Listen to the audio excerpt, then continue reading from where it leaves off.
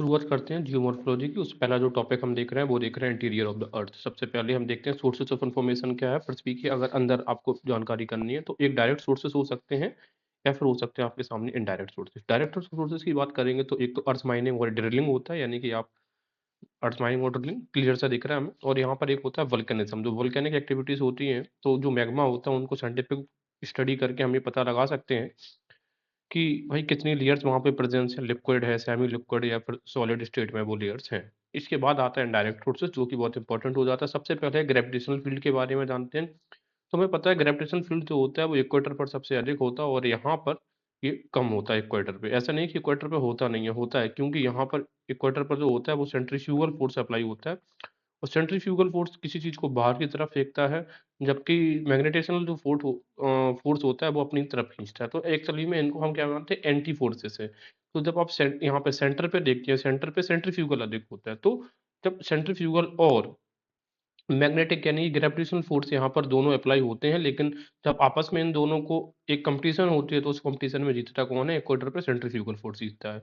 ठीक है। इसके अलावा it also differs according to the mass of the material. Gravitational जो फील्ड है वो हमेशा सीधी सी बात है, मास के अकॉर्डिंग भी जी के हिसाब से मास भी, मतलब मास के हिसाब से भी चेंजेस देखने को मिलता है। सीधी सी बात यह है कि जो जी का वैल्यू है वो आप देखोगे मून पर जाके कम हो जाता है, इसी वजह से कितना हो जाता है, 1/6 हो जाता है। वही बात है, gravity pulls the things towards the centre, ये हमें पता है। जबकि अभी मैंने क्या बताया, सेंट्रीफ्यूगल जो होता है हमेशा सेंटर पे होता है, सेंटर दैट मींस इक्वेटर, और ये चीजों को बाहर की तरीके से फेंकता है। स्टेटमेंट अगर बन के आ जाए that the gravitational force and the centrifugal, fugal आना चाहिए नॉट पीटल, सेंट्रीफ्यूगल फोर्स और the opposite forces, yes the answer is right. Magnetic field की बात करें, ये बनता कैसे है, तो हमें ये पता है क्योंकि हमारा जो मेंटल है उसमें एक लेयर है, सेमी लिक्विड लेयर है, उसकी वजह से उसमें क्या होता है, कन्वेक्शन होता है। लिक्विड मेट अब चूंकि मेंटल में मेटेलिक चीजें हैं, इसी वजह से कन्वेक्शन कहाँ पे होता है, in liquid metallic outer core of iron and निकल। क्योंकि हमें पता है आउटर जो कोर है वो किसका बना है, आयरन एंड निकल का बना हुआ है। तो उसी इकोनॉमिक को, उसी मैकेनिज्म को हम क्या बोलते हैं, डायनो इफेक्ट। सीधी सी बात ये है, मेंटल जो हमारा लेयर है उसमें क्या होता है, कन्वेक्शन प्रोसेस होता है। कन्वेक्शन प्रोसेस का मतलब ये है कि जो गर्म कन्वेक्शंस होती हैं, जो लावा गर्म होता है वो ऊपर की तरफ जाता है और जो ठंडा होता है नीचे की तरफ डिप करता है। तो इसी को हम बोलते हैं कन्वेक्शन प्रोसेस है। ठीक है। इसी को हम क्या बोलते हैं, डायनो इफेक्ट। इसके अलावा टेम्परेचर की अगर बात करें तो स्टडीज से हमें ये पता है कि अगर हम नीचे की तरफ जाएंगे तो हमारा टेम्परेचर जो होगा वो इंक्रीज होगा। और कितना इंक्रीज होगा, 1 डिग्री सेल्सियस बढ़ेगा 32 मीटर नीचे जाने पर। ठीक है। उसी तरीके से जब हम पृथ्वी से ऊपर जाते हैं एटमॉस्फेयर पे, तो हमारा टेम्परेचर कितना होता है, वो कम होता है। लाइक डेंसिटी और प्रेशर की भी बात करते हैं, जैसे जैसे हम अंदर की तरफ जाएंगे तो प्रेशर भी हमारा बढ़ेगा और डेंसिटी भी हमारी क्या होती है, बढ़ती है। सीधी सी बात ये है, ये हमें दिखाता है कि जो high density in core is result of heavy material. अच्छा अब ये बताओ, जो पृथ्वी की जो कोर है उसमें डेंसिटी बहुत हाई है, क्यों?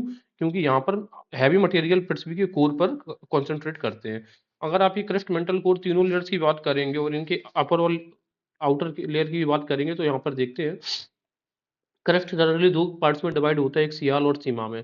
तो सियाल की जो डेंसिटी है वो 2.7 ग्राम पर सेंटीमीटर क्यूब, जबकि सीमा की है 3 ग्राम पर सेंटीमीटर क्यूब। उसी तरीके से मेंटल इससे 1.5 ग्राम ज्यादा, 4.5 ग्राम पर सेंटीमीटर क्यूब। और आउटर कोर और इनर कोर की बात करें तो आउटर कोर की जो होगी वो 11 ग्राम पर centimetre cube, and inner core की रहेगी 14 ग्राम पर सेंटीमीटर क्यूब। इसे याद रख सकते हैं आप, क्रम में एग्जाम में पूछी भी जा सकती है। 2.7, 3, 4.5, 11 एंड 14, 11 एंड 14 इनका याद रखिएगा। तो सबसे ज्यादा आपको डेंसिटी जो देखने को मिलती है वो कहाँ पे मिलती है, कोर में। क्यों मिलती है? क्योंकि concentration of a heavy material in the core. Meteors की बात करें, अच्छा, और दूसरा तरीका हमारी पृथ्वी को जानने के लिए है मेट्योर्स, क्योंकि S Laplace theory S establish की, लेप्लास थ्योरी ने ये पहले एस्टेब्लिश कर दिया है कि जिस मटेरियल से मेट्योर्स बने हैं उसी प्रोसेस और मटेरियल से पृथ्वी बनी है। और यही वजह है कि आज बहुत सारी जो स्पेस एजेंसीज हैं वो अपने बहुत सारे मिशन सेंड कर रही हैं कहाँ पे, मेट्योर्स के सैंपल्स वापस लाने में। जैसे कि बेन्यू एस्टेरॉयड के बारे में आपने कुछ पढ़ा होगा। सीस्मिक एक्टिविटीज का मतलब होता है, सीस्मिक का मतलब है अर्थक्वेक से रिलेटेड जो भी एक्टिविटीज होती हैं उनसे रिलेटेड भी हमें पता चलता है कि जो हमारी पृथ्वी है वो, उसका जो जियोमॉर्फोलॉजी है वो कैसी है, जो जियोलॉजी है उसकी कैसी है। जैसे शुरुआत करते हैं सीस्मिक एक्टिविटीज की। अगर आप बात करें तो बॉडी वेव्स होती हैं जनरली। ठीक है। तो body wave generally generated due to the release of energy at the focus and travel through interior of the earth. अब हमें ये पता है कि जहां से अर्थक्वेक क्या होता है, जहां से अर्थक्वेक निकलता है उसको हम क्या बोलते हैं, फोकस, जहां से वो स्टार्ट होता है। और जहां पे वो पहले हिट करता है उसको हम क्या बोलते हैं, एपी सेंटर। तो यहाँ से लेकर यहाँ तक जो वेव्स ट्रैवल करती हैं, बॉडी का मतलब क्या है? शरीर, शरीर का मतलब क्या हो गया? पार्टिकल। तो ऐसी बॉडी वेव्स का मतलब है कि इनको कोई ना कोई पार्टिकल चाहिए मूव करने के लिए। बॉडी वेव्स का मतलब यही होता है। अब ये वेव्स को आप दो कैटेगरीज में बांट देते हैं, एक तो आप बोलते हैं इनको प्राइमरी वेव्स और दूसरा बोलते हैं इनको सेकेंडरी वेव्स। प्राइमरी वेव्स की जरा बात करते हैं, इनको इनसे इंपॉर्टेंट जो भी फैक्ट्स एग्जाम में पूछते हैं, इनको रिकॉल करने की कोशिश करेंगे। पी से प्राइमरी वेव्स होता है, तो प्राइमरी वेव्स होता है वो कैसी होती है? लॉन्गिट्यूडनल होती है। ठीक है, अब यहाँ पर लॉन्गिट्यूडनल होती है, परपेंडिकुलर नहीं होती। परपेंडिकुलर कौन सी होंगी? ट्रांसवर्स से होंगी। लॉन्गिट्यूडनल का मतलब ये है कि इस तरीके से ये ट्रेवल करती हैं। कैसे ट्रेवल करती हैं? ऐसे, इस तरीके से। ठीक है, जैसे कि आपको यहाँ पर ये दिख रहा है, ये जो पी वेव्स दिख रही है, ये पी वेव जो होंगी वो कैसी होंगी? लॉन्गिट्यूडनल। इनको आपको याद करने का भी मैं तरीका बता दे रहा हूँ। बात ये है कि लॉन्गिट्यूडनल होती है, डिस्प्लेसमेंट इनका जो डिस्प्लेसमेंट होता है वो पैरेलल होता है, फिर एंटी पैरेलल होता है। पैरेलल का मतलब ये है, जब आप ये जरा समझते हैं, जैसे देखो याद करने का तरीका समझ लो, जैसे भी प्राइमरी आपके दिमाग में आएगा तो प्राइमरी से आपके दिमाग में आना चाहिए साउंड। बस अगर ये आ गया तो आप इस वेव्स की सारी प्रॉपर्टी पता कर जाओगे। अब याद करो, जैसे प्राइमरी स्कूल होते हैं तो प्राइमरी स्कूल से आपको साउंड आती है ना, बच्चे चिल्लाते हैं, उस तरीके से याद कर लिया। अब तो ये बताओ, साउंड वेव होती है यानी कि प्राइमरी वेव, साउंड वेव क्या होती है? वो पैरेलल जाती है। कैसे? अगर कोई व्यक्ति मान लेते हैं यहाँ पे सुरेश खड़ा है, अगर वो बोलेगा तो इस साइड भी सुनाई देगी, इस साइड भी सुनाई देगी आवाज, इस साइड भी देगी, इस साइड, यानी कि वो चारों तरफ सुनाई देगी।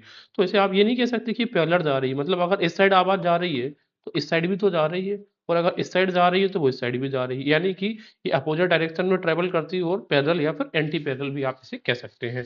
ठीक है, तो ये चीज समझ गई। अच्छा, लॉन्गिट्यूडनल वेव जो होती है, साउंड वेव्स होती है, इसके प्रकार उन्होंने बताए हैं, जैसे अभी मैंने पहले बताया, एक तो साउंड वेव्स हो सकता है, अल्ट्रासाउंड हो सकता है। इसके अलावा जो सुनामी वेव्स होती हैं, ये भी कैसी हैं? लॉन्गिट्यूड यानी कि प्राइमरी वेव्स हैं। तो याद रखना, जब हमें प्राइमरी से याद है साउंड का, तो एस से साउंड, अल्ट्रासाउंड और एस से सुनामी भी इस तरीके की वेव होती है, प्राइमरी वेव्स होती है। इसमें कंप्रेशनल वेव्स भी होती हैं, यानी कि ये सीधी सी बात देख लो, जब ये आपस में ऐसे, तो जहां पर ये वेव्स एकदम डेंस हो जाती हैं, ठीक है, जहां पर ये हाई डेंसिटी दिखती है, और इस एरिया में आप देखोगे ये लो डेंसिटी आपको दिख रही है, जहां पे एकदम बारीका सा आपको डेंस दिख रहा है वो। ठीक है, तो ये जो प्रोसेस, इसको हम बोलते हैं रिफ्रैक्शन है। ये यहाँ की ये रिफ्रैक्शन है, जहाँ पे लो डेंसिटी, और हाई डेंसिटी जो होगी उसको हम क्या बोलते हैं? कंप्रेशन। तो कंप्रेशन या फिर रिफ्रैक्शन जैसी जो एक्टिविटीज है वो किस वेव्स में होती हैं? पी वेव्स में होती हैं। तो ये चीज हमने देख ली है। सबसे बड़ी बात, ये हाई फ्रीक्वेंसी वेव्स होती हैं और ये लीस्ट डिस्ट्रक्टिव होती है। मैं अभी आपको बता दे रहा हूँ। देखो, हाई फ्रीक्वेंसी का मतलब क्या है? ये देखो, ऐसे समझ लो, फ्रीक्वेंसी का मतलब क्या होता है? फ्रीक्वेंसी का मतलब होता है, जैसे आप एक सेकंड में कोई चीज कितनी बार दोहरा रहे हैं, ठीक है, उसी को हम फ्रीक्वेंसी बोलते हैं। एक बार, दो बार, तीन बार या 10 बार। अब ये बताओ किन की फ्रीक्वेंसी ज्यादा होगी? ये प्राइमरी का मतलब ही ये जो पहले निकलती हैं, जब ये पहले निकलती हैं तो जल्दी जल्दी यही पहले पहुंचती हैं, यही पहले पहुंचती हैं, एक बार में 10-20 बार। एक सेकंड में मान लो ये 500 बार रिपीट हो जाती हैं। ठीक है, जैसे एक सेकंड है, तो एक वेव आई, दो, तीन, चार, पाँच, छः, एक सेकंड के अंदर 500 वेव्स यहाँ तक पहुंच, मतलब एक सेकंड में 500 वेव्स चली जाती हैं। तो इसी को हम क्या बोलते हैं? फ्रीक्वेंसी। तो अगर हम कंफ्यूज हो गए एग्जाम में कि भाई किस वेव्स का फ्रीक्वेंसी ज्यादा होती है, तो ये बताओ, पहले वेव जो निकल जाएगी प्राइमरी, सबसे पहले यही तो पहुंचती है, दैट मीन्स फ्रीक्वेंसी इसी की ज्यादा है, जबकि इसकी फ्रीक्वेंसी भी ज्यादा होती है। आगे देखते हैं, ट्रेम्बलिंग ऑन अर्थ सरफेस। आप सबसे, चूंकि ये प्राइमरी वेव्स है, इस वजह से ही सबसे पहले पृथ्वी की सतह पर पहुंच जाती हैं, वहां पर ट्रेम्बलिंग भी क्रिएट करती है। और इसके अलावा ट्रेवल इन ऑल मीडियम, सबसे इंपॉर्टेंट चीज है, सॉलिड, लिक्विड एंड गैस तीनों पे ट्रेवल कर सकती है। कौन सी? क्योंकि इसका नाम ही है प्राइमरी, और प्राइमरी चीज हर जगह पर ट्रेवल करेगी, सॉलिड में भी, लिक्विड में और गैस में भी। आइए देखते हैं जरा एस वेव्स की प्रॉपर्टीज क्या है हमारे सामने। S wave generally trough and crust बना के चलती हैं। ठीक है, ट्राउ मतलब क्रस्ट जो ऊंचा उठा हुआ है उससे, और ट्रफ यानी कि वो वैली टाइप का हिस्सा आपको दिख रहा है। अब जैसे जैसे कि हमने पढ़ा है प्राइमरी वेव्स को हमने याद किया साउंड वेव से, उसी तरीके से हम ट्रांसवर्स वेव्स को याद करेंगे हमेशा लाइट वेव से। लाइट वेव किस तरीके की वेव है? ट्रांसवर्स वेव है, या इसी को हम बोलते हैं शियर वेव्स। ट्रेवल का जो मीडियम है परपेंडिकुलर है। अगर इसका जो मीडियम है, अगर इसका मीडियम है, वो मीडियम अगर पैरेलल या फिर लॉन्गिट्यूडल है, तो ये ट्रांसवर्स का कैसा रहेगा? परपेंडिकुलर रहेगा। आगे देखते हैं, एनालॉगस ये कैसी होती है? वाटर रिपल या फिर जो लाइट वेव्स होती हैं वो ट्रांसवर्स वेव्स की तरीके से ही होती हैं। ये सरफेस पर पी वेव्स के बाद पहुंची है, इसी वजह से इनका नाम है सेकेंडरी। सेकेंडरी मतलब जो बाद की पहुंचती हैं। हाई फ्रीक्वेंसी होती है तो डिस्ट्रक्शन ये बहुत पावरफुल होती हैं। प्राइमरी वेव्स डिस्ट्रक्शन कम करती हैं, और डिस्ट्रक्शन में आप कहोगे तो सेकेंडरी वेव्स का रोल बहुत अधिक होता है। इसके अलावा ट्रेवलिंग साइड टू साइड हो जाती है, ट्रेवल जो मीडियम है ओनली सॉलिड एयर, ठीक है। तो याद रखने का तरीका है एस से सेकेंडरी वेव्स, और ये सब ट्रेवल करते हैं एस में ही, यानी कि ओनली सब सॉलिड में ट्रेवल करेंगे। Travelling at varying velocities proportional to shear strength के हिसाब से ट्रेवल करते हैं, जितना शेयर स्ट्रेंथ हाई होगा उतना इनका जो ट्रेवलिंग होगा वो स्पीड में होगा, जितना सॉलिड होगा उतना उनकी स्ट्रेंथ बढ़ती चली जाएगी, क्योंकि ये सब किस में ट्रेवल करती हैं, सॉलिड में। लिक्विड में ये बहुत कम हो जाती हैं यदा कदा, और गैसेस में तो बिल्कुल भी ट्रेवल नहीं कर पाती हैं। तो ये चीज हमने देख लिया है। इसके अलावा आप देखोगे ये है एस पिप्स आप इस तरीके से, ठीक है। अब बात ये है कि अगर व्यक्ति आप ये खड़े हो तो आप इसको देखो, आप अपने हाथ से पकड़ के इसको यहाँ वहां मूव करवाइए। सॉरी। आप जब इस रस्सी को, मान लो ये एक रस्सी है, जब आपको, मैं फिर से बता रहा हूँ, आप यहाँ पर खड़े हो और ये रस्सी आपने यहाँ से पकड़ के रखी है, इसको यहाँ वहां घुमाओगे तो ये रस्सी आगे की तरफ ऐसे ऐसे भागेगी। तो ये अपोजिट डायरेक्शन में भाग रही है कि नहीं, तो ये परपेंडिकुलर है। देखो अब फोर्स कहाँ पे लग रहा है, इस साइड पे, और आप इसको मूव करा रहे हैं यहाँ पे, ठीक है। इसकी ट्रेवल की डायरेक्शन दूसरी है, तो इसी को बोलते हैं हम क्या, एस वेव्स। अब कुछ चीजें हम पी वेव्स और एस वेव्स से रिलेटेड और जरा समझ लेते हैं कि ये जो पी वेव्स है और ये एस वेव है, पूछा जाता है सबसे ज्यादा शैडो जोन किसका, तो एस से, एस वेव है तो एस से शैडो जोन भी जरूर इसका ज्यादा है। जैसे कि एस से क्या है, एस से सेकेंडरी वेव्स है, तो एस वाली जो वेव्स है ये सब सॉलिड में चलती है, और एस से ही यानी कि इसका शैडो जोन भी क्या है, सबसे हमें अधिक देखने को मिलता है। जबकि जो पी वेव्स है ये क्योंकि सॉलिड लिक्विड गैस तीनों में ट्रेवल कर सकती है, इस वजह से इसका जो शैडो जोन होता है वो कम होता है, ठीक है। और ये जब जैसे ही ये वेव्स, अब देखो ये चलते, देखो सीधी सी बात ये है, ये ट्रेवल तो करती है तीनों में, लेकिन सॉलिड, लिक्विड और गैस के हिसाब से इसकी जो स्पीड होती है वो भी चेंज होती है। दैट मीन्स इसका, अब कैसे, जो अपर मेंटल आप देखते हो, जैसे यहाँ पर डेंसिटी चेंज होती है, कहाँ पर, अपर मेंटल, क्योंकि अपर मेंटल जो है वो एक सॉलिड लेयर है, ठीक है। अपर मेंटल कैसी लेयर है, सॉलिड लेयर है। तो जब आप अपर मेंटल में ये बेस अपर मेंटल से गुजरती है तो ये रिफ्लेक्ट होने लग जाती है, तो देखो इन्होंने अपनी डायरेक्शन यहाँ पर चेंज कर रही है। तो याद रखना, रिफ्रैक्शन कहाँ से स्टार्ट होता है, अपर मेंटल से, किस वजह से, क्योंकि चेंज इन डेंसिटी, तो refraction of wave direction changes, ठीक है। इनका जो शैडो जोन होता है वो 105 डिग्री टू 145 डिग्री होता है, जबकि एस का शैडो जोन 105 डिग्री के बाद आप इनको कहीं पे भी लोकेट या मार्क नहीं कर सकते हैं। ये चीज याद रख लिए। इसके अलावा एक चीज और रिलेटेड है वेव्स से, कि जो पिच होती है किसी भी वेव्स की वो हमेशा फ्रीक्वेंसी पे डिपेंड करती है, और फ्रीक्वेंसी कभी भी बदलती नहीं है, याद रख लीजिए, फ्रीक्वेंसी नेवर चेंजेस, ये चीज हमेशा याद रखना।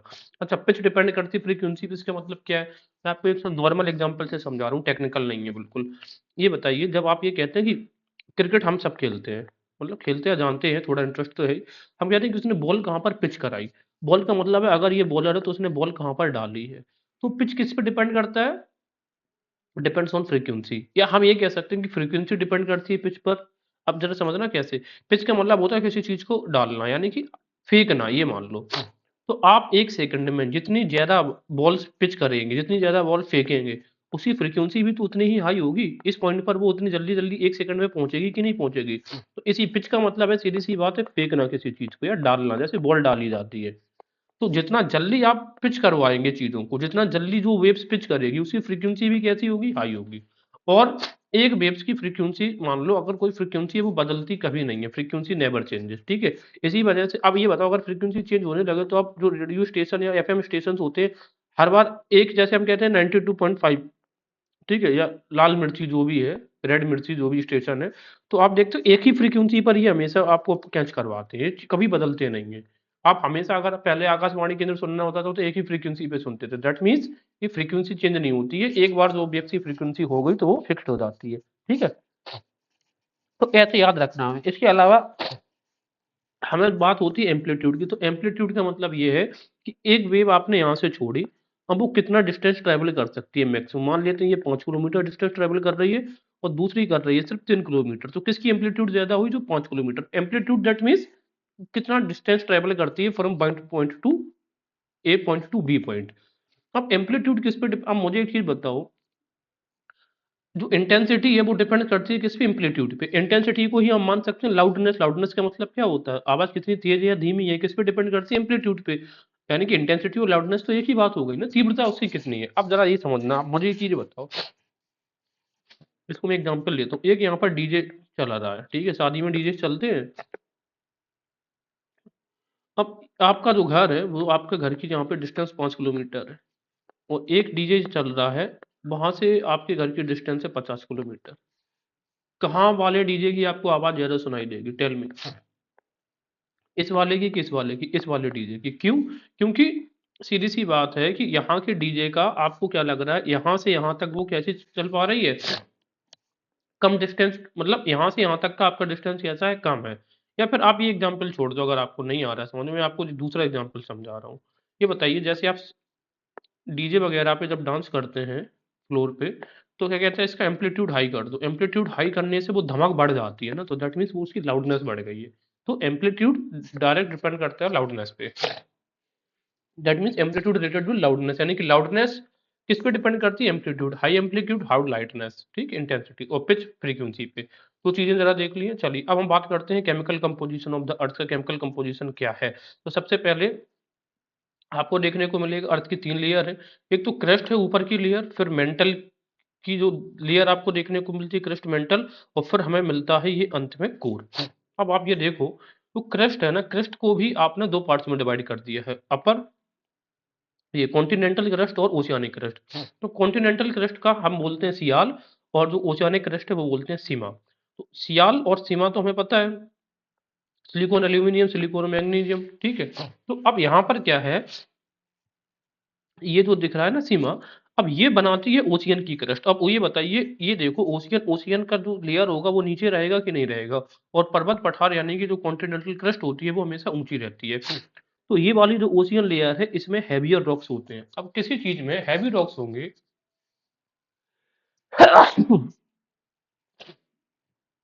Sorry, my health is not good, still I am recording this video.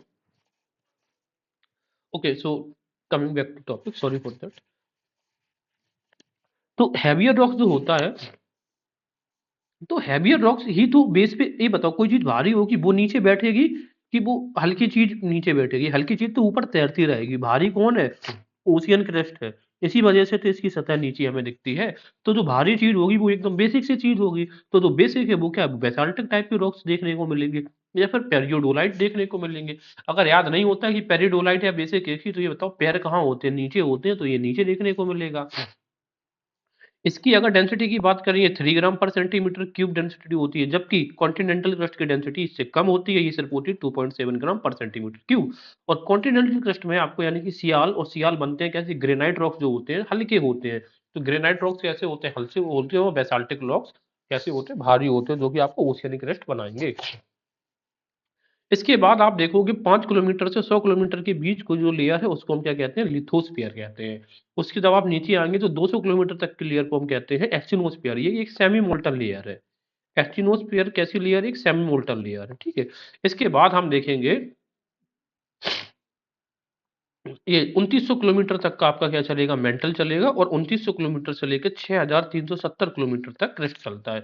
अब एक चीज याद रखना है, जो लोअर मेंटल है, लोअर मेंटल को ही हम क्या बोलते हैं? मीसोफियर बोलते हैं, मेसोस्फियर नहीं है।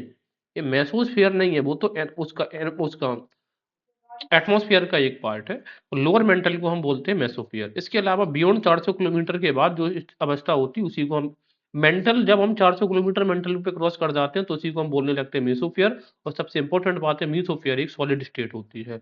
याद रखिएगा कि मेंटल पूरी तरीके से सेमी मोल्टन नहीं है। इसकी सिर्फ जो एस्टिनोस वाली, देखो मेंटल में भी 2 तरीके की लेयर है, एक एस्टिनोस्फियर है और एक मीसोफियर। ये दोनों कैसा पार्ट है? मेंटल का। तो एस्टिनोस्फियर जो है ना, ये तो सेमी मोल्टन या सेमी लिक्विड है। लेकिन जो मीसोफियर है ये एक तरीके से सॉलिड लेयर है। ये चीज याद रखिएगा।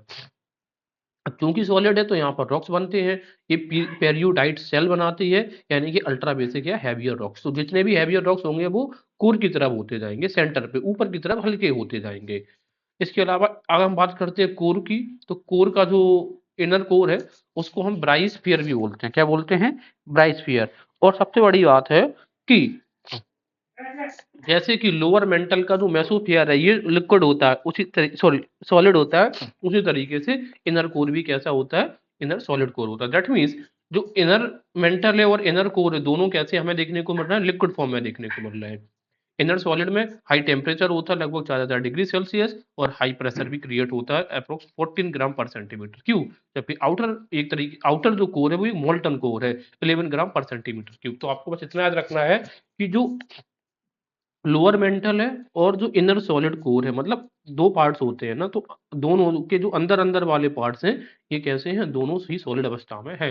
और याद रखना कि मेंटल के दो पार्ट्स हमने डिवाइड कर दिए, एस्ट्रोनोस्फीयर 200 किलोमीटर तक और 80 से 200 किलोमीटर तक है, आप ये मान के चलिए।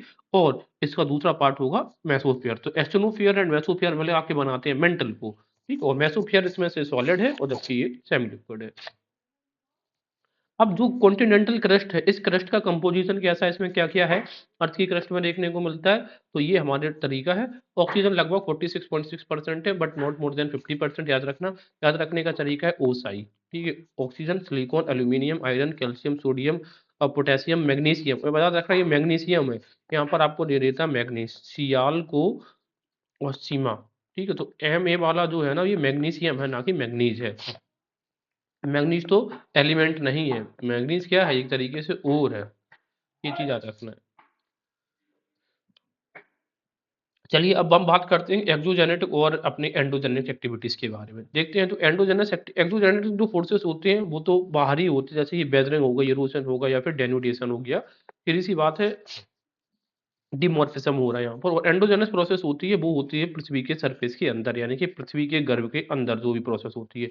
अब ये दो तरीके से हो सकती है। एक तो हो सकती है डायस्ट्रोफिज्म। डायस्ट्रोफिज्म में ऐसा आ रहा है तो दैट मीन्स ये स्लो प्रोसेस होती है। और दूसरा है सडन मूवमेंट, जैसे कि अर्थक्वेक अचानक से आ जाता है, या फिर वोल्केनोस भी कैसे आ जाते हैं, अचानक से हमें देखने को मिलते हैं। ऑरोजेनिक प्रोसेस, अब डायोस्ट्रोपिंग जो स्लो होता है वो दो चीजें हो सकती हैं। स्लो स्लो क्या बनता है, एक तो माउंटेन्स बन सकते हैं स्लो, या फिर प्लेट्यूस या कॉन्टिनेंट्स भी बनते हैं स्लोली। तो सीधी सी बात ये है, जो माउंटेन बिल्डिंग थे ऐसे को हम बोलते हैं ओरोजेनिक। ओरोजेनिक दैट मीन्स ऐसा उठा हुआ हिस्सा। और एपी ओरिजेनिक मतलब उससे भी थोड़ा कम, यानी कि इनके हिस्से उठते तो है लेकिन कम उठते हैं। जरा देखते हैं माउंटेन बिल्डिंग। माउंटेन बिल्डिंग्स का तरीका दो है, जब दो प्लेट्स आपस में किस तरीके से क्या होते हैं, कॉन्ट्रैक्ट होती हैं। दैट मीन्स कंप्रेशन यहाँ पर होता है, पड़ाव होता है, तो इनमें क्या फोल्ड क्रिएट होने लगता है, क्या क्रिएट होने लग जाता है, इनमें फोल्ड क्रिएट हो सकता है। तो हॉरिजॉन्टल मूवमेंट्स हो रहा है, हॉरिजॉन्टल का मतलब है इस तरीके से, ठीक है, ऐसे। तो जब दो प्लेट्स आपस में इस तरीके से मूव कर रही हैं अपोजिट डायरेक्शन में, तो सीधी सी बात है फोल्ड भी हो सकता है और यहाँ पर ब्लॉक्स भी हो सकता है, ब्लॉक माउंटेन्स भी हो सकते हैं। कंप्रेसर होने से तो फोल्ड क्रिएट होता है। एक मिनट,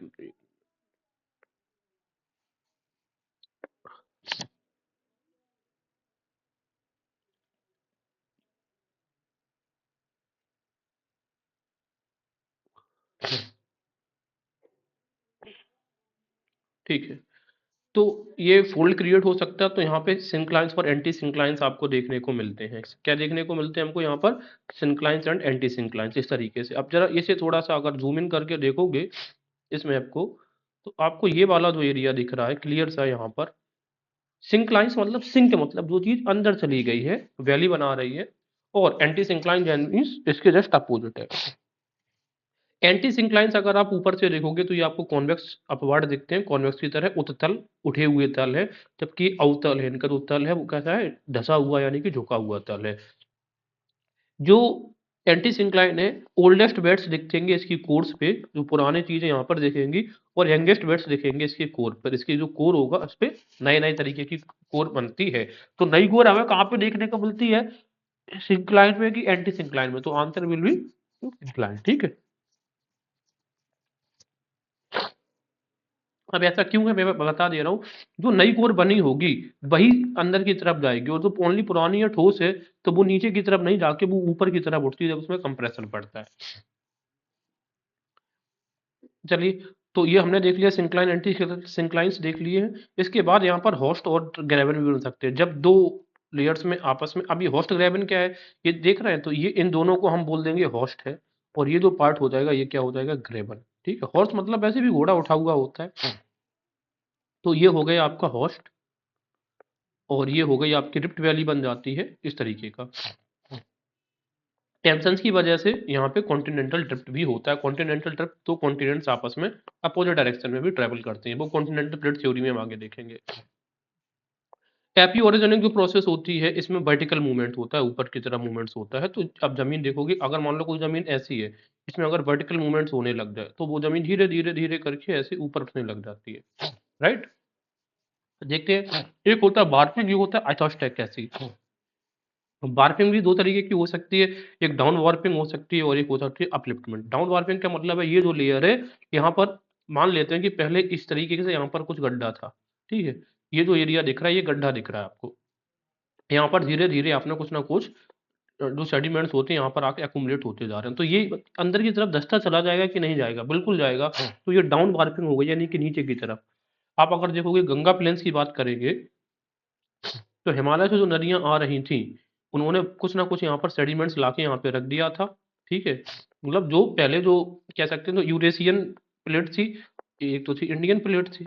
तो यूरेशियन प्लेट से जो भी नदियां यहाँ पर आ रही थी, यहाँ पर उन्होंने डिपोजिशन करके रख दिया था, जिससे की वजह से यहाँ पे डिपोजिशन पीरियड हो जाता है। और फिर जब यहाँ से दोनों तरफ से, यानी कि यूरेशियन प्लेट और ये इंडियन प्लेट जब यहाँ पे ट्रेवल कर रही है, तो कंप्रेशन क्रिएट हुआ। तो कंप्रेशन क्रिएट हुआ तो यही क्या हो गया, फोल्ड हो गए और बने हैं हमारे हिमालयन फोल्ड माउंटेन्स। तो डाउन फॉर्मिंग का एग्जांपल है गंगा प्लेन, जबकि अपलिफ्टमेंट हो गया यहाँ पर नीचे से ऊपर की तरफ, और इसका एग्जांपल हमें मिलता है ईस्टर्न कोस्ट पे कोरिंगा नियर, कोरिंगा जो कि आप कह सकते हैं कि वाइल्ड लाइफ सेंचुरी भी और यहाँ पर मैंग्रोव्स भी हैं।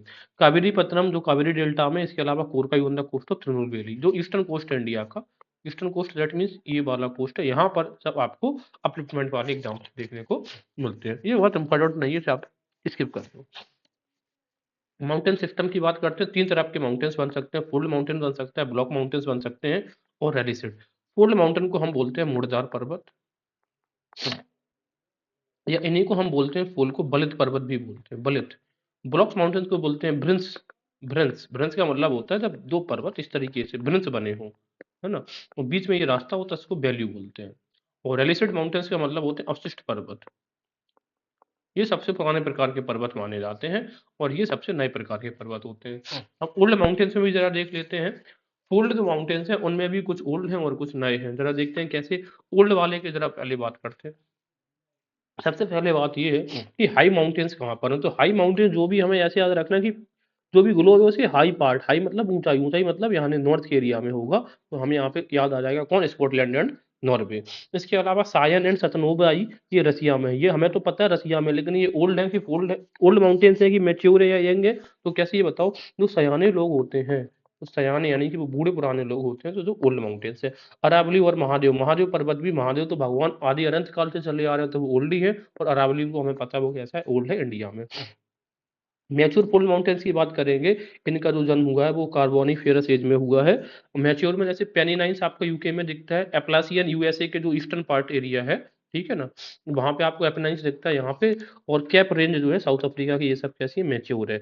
आप यंग की याद रखेंगे, यंग हिमालय क्वाटरनरी पीरियड या टर्सनरी पीरियड में बना ही है, टर्सनरी में, ठीक है। और ये आल्प्स, रॉकीज और एंडीज, ये सब के सब कैसे हैं, ये सब फोल्ड माउंटेन्स और यंग फोल्ड माउंटेन्स हैं। ब्लॉक माउंटेन्स की बात करेंगे तो जूरा माउंटेन्स, ये कहाँ पे, स्विट्जरलैंड और फ्रांस में है। तो जूरा माउंटेन्स मैंने क्या बताया था याद करने का तरीका, कि फ्रांस में तो जनरली सारे के सारे आल्प्स हैं ही। अब जूरा कैसे, स्विच आपस में क्या होते हैं, जुड़े होते हैं, कैसे होते हैं, स्विच आपस में क्या होते हैं, जुड़े होते हैं, स्विट्जरलैंड। बॉस्ट हमें पता है फ्रांस में, और हार्जेंट ब्लैक फॉरेस्ट भी हमें पता है कहाँ पे, जर्मनी में है। और ये बताइए, इस साइड बॉस्ट माउंटेन है, यहाँ से निकलती है राइन, और इस साइड आपको देखने को मिलेगा ब्लैक फॉरेस्ट। तो ये दोनों कैसे कैसे ब्लॉक माउंटेन से, उनके बीच से जो वैली है उसी से निकलती है राइन रिवर, राइन वैली वहीं से ट्रेवल करती है। अब जो साल्ट रेंज है ना, साल्ट रेंज भी कहाँ पे है, पाकिस्तान में। किसी आपका साल्ट का कोई शिपमेंट आ रही थी, किसी ने उसको ब्लॉक कर दिया, ऐसे याद रख सकते हैं। सीरा नेवेरा जो यूएसए का है, वो भी कैसा है, वो एक ब्लॉक माउंटेन है, ये बहुत इंपॉर्टेंट। देखिए बात ये है कि यूएसए का जब भी आप मैप देखते हैं तो यहाँ पर बनेगी कास्केड रेंज, ठीक है, कास्केड रेंज की इस साइड बनता है, ये बनता है सीरा नेवेदा। यहाँ पे फिर आपको देखने को मिलता है बेसिन्स, और यहाँ पर आपको देखने को मिलेगा ये आपको रॉकीज पर्वतमाला है। बात समझ में आ रहा है। तो ये जो है, ये जो कास्केड रेंज है, ये तो आपको देखने को मिलेगा वोल्केनिक से बनी हुई है। ये रॉकीज जो है ये आपको देखने को मिलेगा फोल्ड माउंटेन्स, और सीरा निवेदा आपको देखने को मिलेगा ब्लॉक माउंटेन्स। तो ब्लॉक माउंटेन्स और फोल्ड माउंटेन्स याद रखना, सीरा निवेदा ब्लॉक माउंटेन्स है, ठीक है। इसके अलावा एल्बर्ट बर्ने और बर्नार्ड रेंजेस, ये भी हमें आपको कहाँ पे देखने को मिल रही है, नॉर्थ अमेरिका में देखने को मिल रही है। बट ये रेंजेस बहुत ज़्यादा पॉपुलर नहीं है, बट एग्जाम्स में पहले पूछी जा चुकी है। कौन कौन सी, एल्बर्ट तो हमें पता है, वार्ने बर्नार्ड तो नॉर्थ अमेरिका जो है ना, यानी कि अमेरिका का में ही सबसे ज़्यादा ये बार बार सबको लाइक बड़े होने की चीजें दर्शाई जाती हैं। सांग्रे डी क्रिस्टो ये मेक्सिको और यूएसए के बॉर्डर पे बना है, ये भी आपको याद रखना पड़ेगा कि सांग्रे डी क्रिस्टो भी कहाँ पर है, मेक्सिको और यूएसए के बॉर्डर पर है। ऑर्गन माउंटेन्स भी कहाँ पर हमें देखने को मिलेगा, ऑर्गन माउंटेन्स न्यू मैक्सिको या यूएसए में। तो ये याद रखना कि कौन सा माउंटेन कहाँ पर है और वो किस प्रकार का माउंटेन है।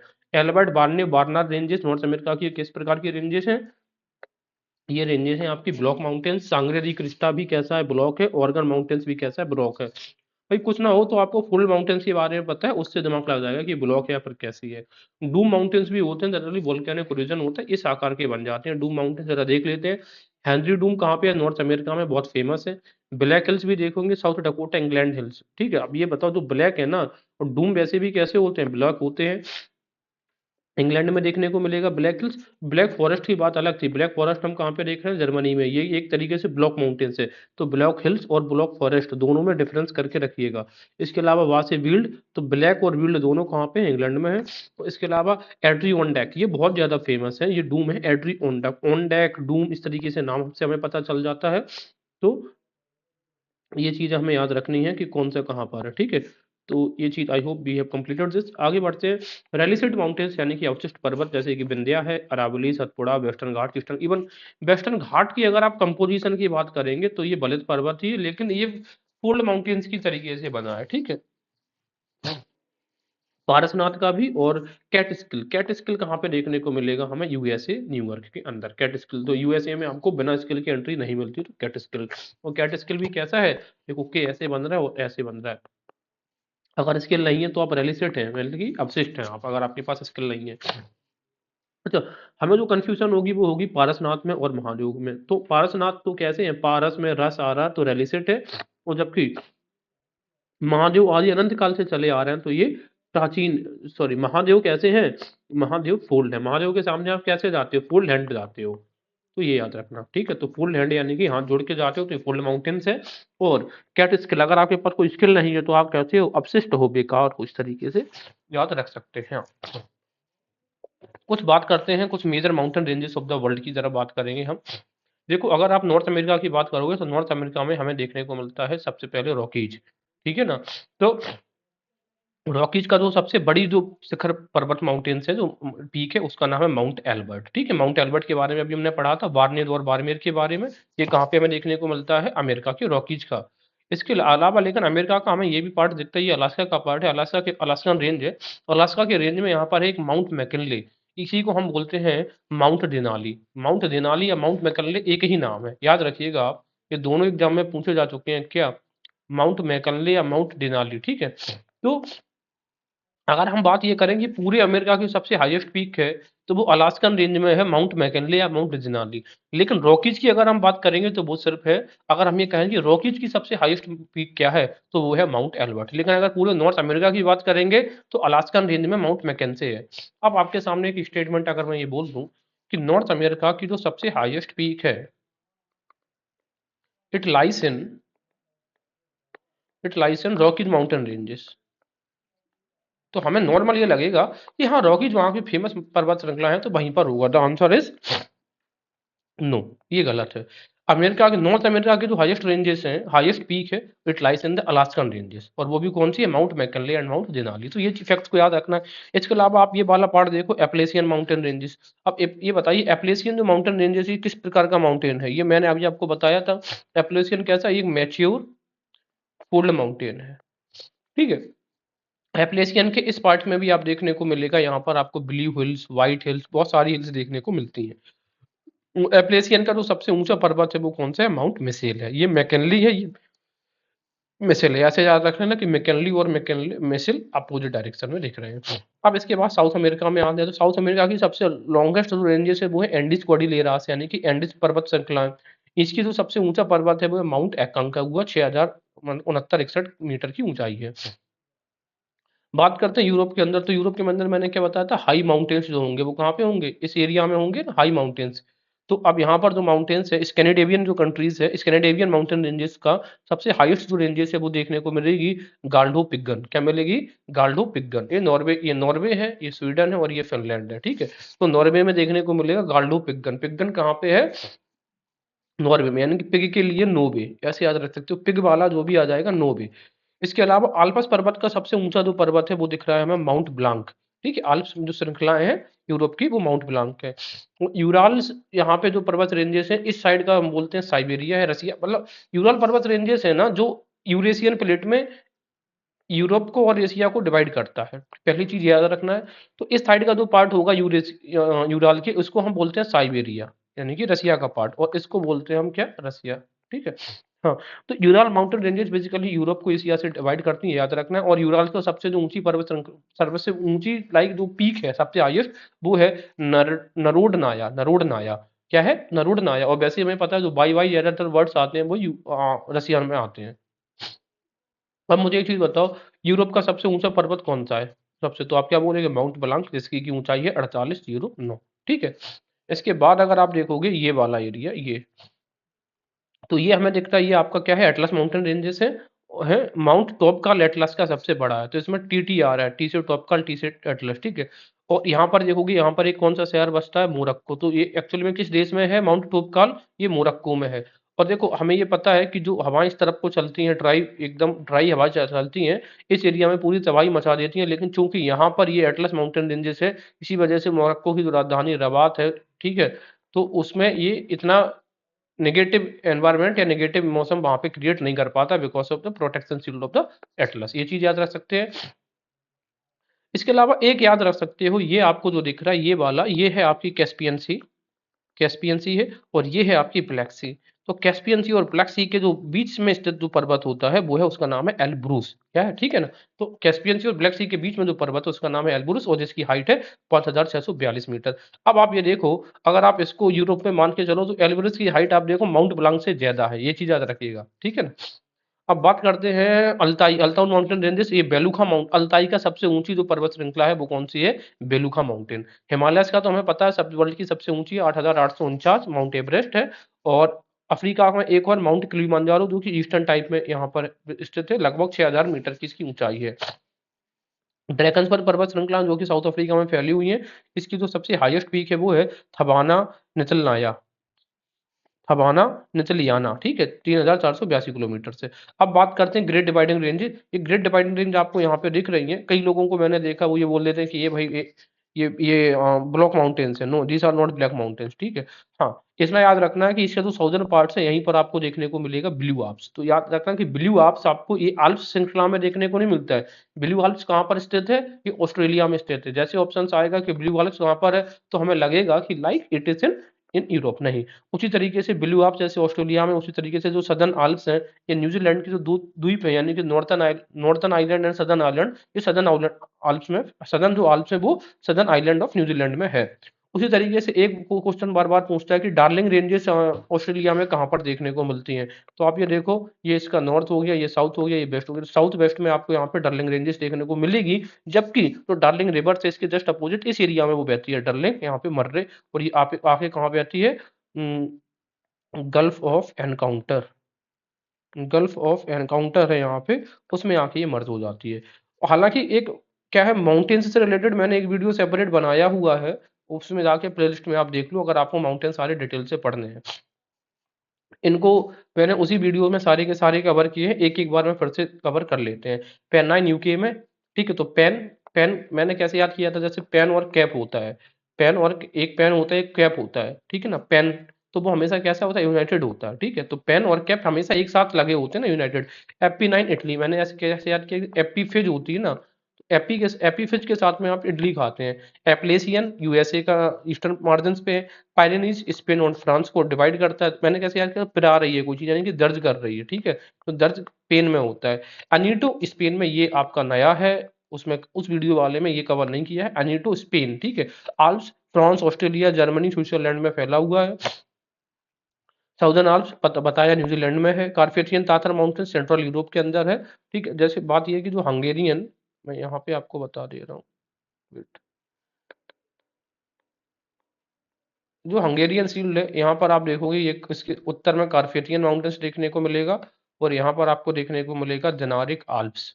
ठीक है, और यहाँ पर ये क्रोशिया स्लोवेनिया वाली बॉर्डर आ जाती है, ये इटली वाला पेनिनसुला है। ठीक है, ये है आपका एड्रियाटिक सी। ठीक है, तो हंगरी के नॉर्थ में कार्पेथियन माउंटेन्स और साउथ में दिनारिक एल्प्स, तो सी और डी ऐसे याद किया था हम लोगों ने। चलिए ये देख लिया हमने, कार्पेथियन एंड तातर माउंटेन्स देख लिए हैं। हाँ, इसके अलावा ओवरनेज, ओवरजीन, ओवरजीन को एक्चुअली में मैंने क्या बोला था, ये फ्रेंच का जैसे नाम होते हैं ना, जैसे कि सोवरेन, उसी तरीके से ओवरिन।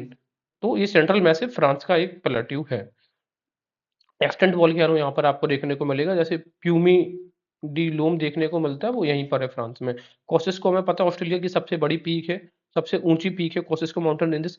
कैंटाबरियन माउंटेन्स, कैंटाबरी के जो मैदान है वो कहाँ पर आपको देखने को मिलेंगे, सॉरी कैंटाबरियन माउंटेन्स तो आपको अबेरियन पेनिनसुला में देखने को मिलेंगे, लेकिन लेकिन लेकिन यही इंपॉर्टेंट होता है, कैंटाबरियन जो प्लेन्स है वो आपको कहाँ पे, न्यूजीलैंड में देखने को मिलेंगे। मैं फिर से रिपीट कर रहा हूँ, जो कैंटाबेरियन यानी कि कैंटाबेरियन जो आपको माउंटेन्स हैं वो आपको देखने को मिलेंगे आइबेरियन पेनिनसुला में, बट जो कैंटाबेरियन प्लेन्स है वो आपको देखने को मिलेगा, आई एम रिपीटिंग, अगर कैंटाबेरियन प्लेन्स आ जाए, कैंटाबरी है, कैंटाबरी का प्लेन्स है, ये आपको न्यूजीलैंड के सदर्न जो आइलैंड है उसको देखने को मिलता है। सेंट्रल कॉर्डिलेरास, वेटिकन कॉर्डिलेरास, सीरा नेवेदा, सीरा मोरेना, ये सब आपको स्पेन में देखने को मिलेंगे, ठीक है ना। आइबेरियन पेनिनसुला दे सकता है और स्पेन भी दे सकता है। आइबेरियन पेनिनसुला पे दो कंट्री लोकेट होती हैं, एक पोर्तुगाल जो कि बहुत कम एरिया है, और स्पेन बहुत लंबा सा एरिया है, ये सबसे ज्यादा आइबेरियन पेनिनसुला का पार्ट बनाता है। इसके अलावा तितलिस वोल्केनिक माउंटेन है, वो भी कहाँ पे देखने को मिलेगा, स्विट्जरलैंड में। तितली स्विट, डब्ल्यू क्या रही है, टीटी आ रहा है इसमें दोनों में। कोटा कोना बालू, ये कहाँ पे है, मलेशिया में देखने को मिलता है। असीर रेंजेस सऊदी अरेबिया और यमन के बीच में है असीर, कहाँ कहाँ पे, सऊदी अरेबिया और यमन के बीच में है, और मक्का इन्हीं असीर रेंजेस पे दिखता है हमें। गारा एल बुरुस ये रसिया में है, एल बुर्ज ये ईरान का है, तो एल बुरुस और बुर्ज में अंतर याद रखिएगा। तो रूस इसमें आर यू एस, इसी का रसिया इसी में नाम ही आता है, और एल बुर्ज कहाँ पे है, ईरान में, ठीक है ना। ये जो कैस्पियन सागर है ना, कैस्पियन सागर के इस साइड ये देखोगे तो यही एल बुर्ज की लोकेशन हमें यहाँ पर दिखती है ना। बेन नेवाइस ये हमें पता है यूके का स्कॉटलैंड में है, यानी कि बेन नेवाइस कहाँ पे हमें देखने को मिलेगा, स्कॉटलैंड में, राइट। हाँ, ग्रॉस ग्लॉकनर ये कहाँ पे है, ग्रॉस ग्लॉकनर ये कहाँ पे देखने को मिलेगा, ऑस्ट्रिया में। वेल्विस रिज साउदर्न ओशियन में, हमें ये पता है वेल्विस रिज कहाँ पे, जहाँ पे साउथ अमेरिका, भाई बता दे रहा हूँ, ये वाला जो एरिया है यहाँ पे जो सेटलैंड है ना, या सैंडविच जो आइलैंड्स है, यहीं पर है, यही को बोलते हैं बेल्विस रिज। क्या है, बेल्विस रिज कहाँ पे, साउदर्न ओशियन में। हाँ, इसके अलावा कोकोस रिज तो हमें पता है, कोको प्लेट पैसिफिक ओशियन में। कोको प्लेट कहाँ कहाँ किन किन के बीच में है, यहाँ पे ये जुआन डू फ्यूका प्लेट है, यहाँ पर कैलिफोर्निया के एरिया में। ये आपको देखोगे, ये आपको देखो को मिलेगी कॉकोस प्लेट, है ना। तो कॉकोस कहाँ पे देखने को मिलता है हमें, कॉकोस रिज पैसिफिक ओशियन में। टेलीग्राफ प्लेट नॉर्थ अटलांटिक का पार्ट है, और अल्ताई और तियानसान चाइना में, और सेंट्रल में से यूरोप, यानी कि वही है जो कि अभी हमने पढ़ा था फ्रांस के एरिया में। तो ये ओवरऑल जो माउंटेन्स थे वो हमने कवर की। अब आगे हम जरा देखेंगे कि अगर आप वर्ल्ड के टॉप पीक को, सारे के सारे जो भी अभी हमने यहाँ पे पढ़े थे, कौन सी उसका कौन सा टॉप है, कुछ इंपॉर्टेंट चीजें जरा देख लो। पूरे वर्ल्ड का सबसे ऊंचा जो पीक है वो है हिमालय, हिमालय में माउंट एवरेस्ट है। अब सबसे लॉन्गेस्ट रेंजेस आपको बताओ कहाँ पे दिख रही है। रॉकीज एंडीज में हम हर बार कंफ्यूज होते हैं, अरे भाई आप ये देखो, रॉकीज तो सिर्फ इतना फैला है, एंडीज देख लो पूरा फैला है। तो सबसे ज्यादा कौन फैला है, रॉकीज की एंडीज, तो आंसर है एंडीज। तो एंडीज सबसे लॉन्गेस्ट है, ठीक है, और सबसे हाईएस्ट दो पीक्स आपको माउंट एवरेस्ट पे देखने को मिलेगी।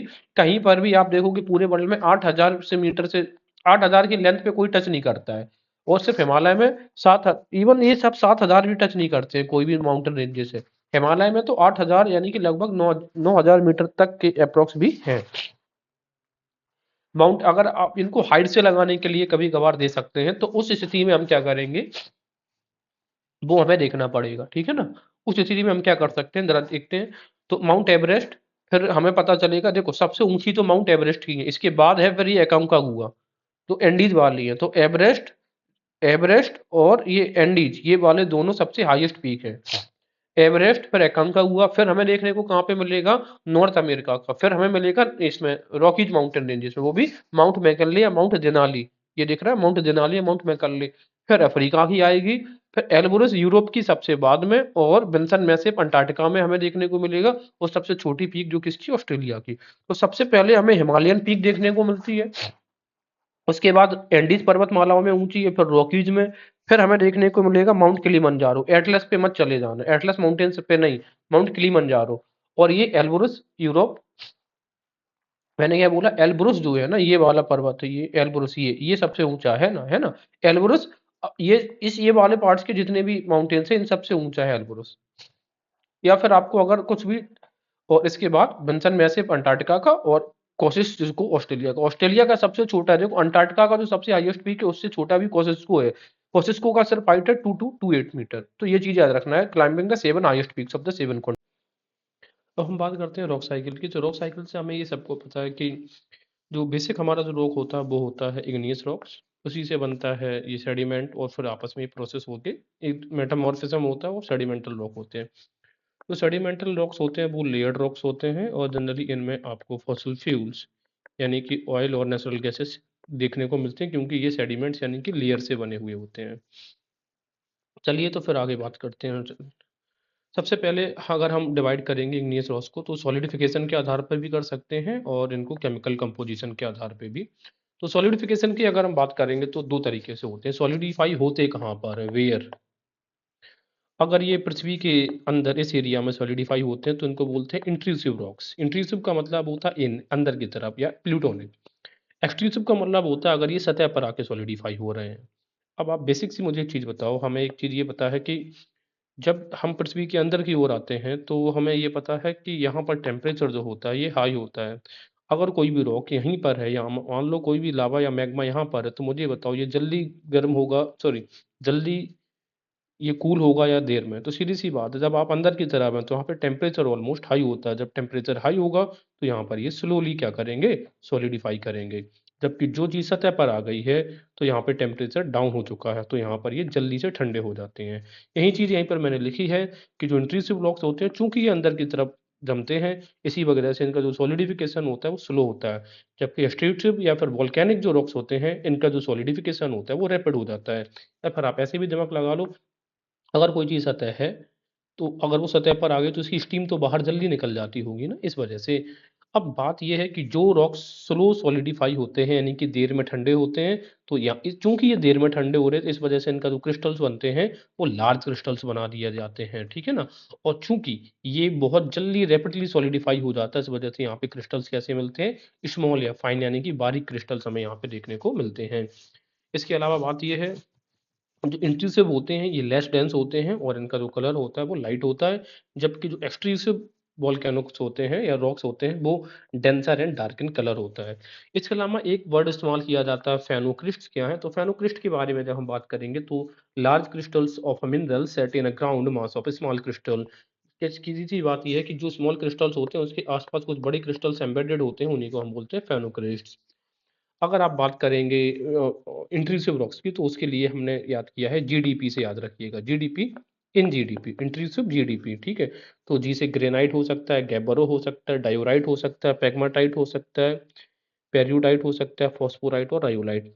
जैसे जी से ग्रेनाइट गैब्रो वाले इंट्रूसिव रॉक्स होंगे, डी से डायोराइट होगा इंट्रूसिव, पी से पेग्माटाइट, पेरियोडाइट एंड फॉस्फोराइट और एंड रायोलाइट एज वेल।